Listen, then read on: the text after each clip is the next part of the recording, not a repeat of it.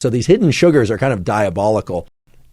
One of the things that's commonplace nowadays is in many processed foods, there is a business, literally, a business of putting so-called hidden sugars. And these hidden sugars are not always in the form of caloric sugars. They're sometimes in the form of artificial sweeteners into various foods. And you might say, well, why would they put more sugar into a food and then disguise the sugary taste, given that sweet tastes often compel people to eat more of these things? Well, it's a way actually of bypassing some of the homeostatic mechanisms for sweet.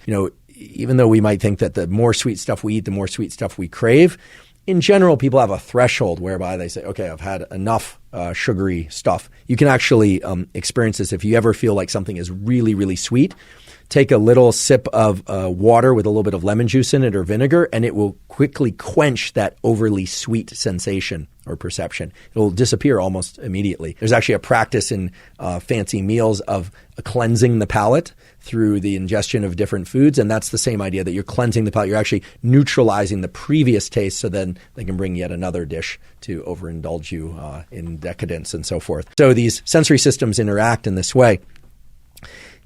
By putting sugars into foods and hiding the sugary taste of those foods, even if they contain artificial sweeteners, can activate the sorts of neurons that we talked about at the beginning of the episode, like the neuropod cells that will then signal to the brain to release more dopamine and make you crave more of that food. Whereas had you been able to perceive the true sweetness of that food, you might have consumed less. And indeed, that's what happens. So these hidden sugars are kind of diabolical.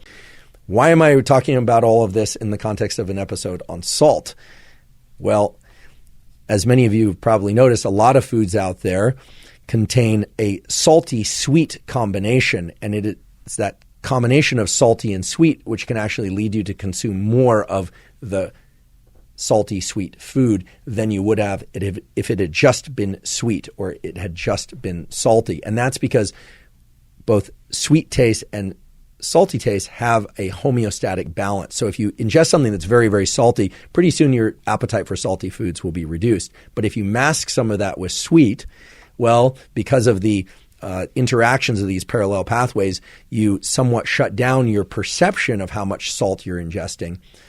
Or conversely, by ingesting some salt with sweet foods, you mask some of the sweetness of the sweet foods that you're tasting, and you will continue to indulge in those foods. So salty-sweet interactions can be very diabolical. They can also be very tasty, but they can be very diabolical in terms of inspiring you to eat more of a particular food than you would otherwise if you were just following your homeostatic salt or your homeostatic sugar balance systems. And food manufacturers have exploited this to a large degree. I mention all of this because if you're somebody who's looking to explore either increasing or decreasing your sodium intake for health benefits, for performance benefits, in many ways it is useful to do that in the context of a fairly pure, meaning unprocessed food intake background, whether or not that's keto, carnivore, omnivore, intermittent fasting or what have you. It doesn't really matter. But the closer that foods are to their basic form and taste, meaning not large combinations of large amounts of ingredients, and certainly avoiding highly processed foods, the more quickly you're going to be able to hone in on your specific salt appetite and salt needs, which, as I've pointed out numerous times throughout this episode, are going to vary from person to person, depending on nutrition, depending on activity, depending on hormone status, or even portion of your. So if you want to home in on the appropriate amount of sodium for you, yes, blood pressure is going to be an important metric to pay attention to as you go along. But in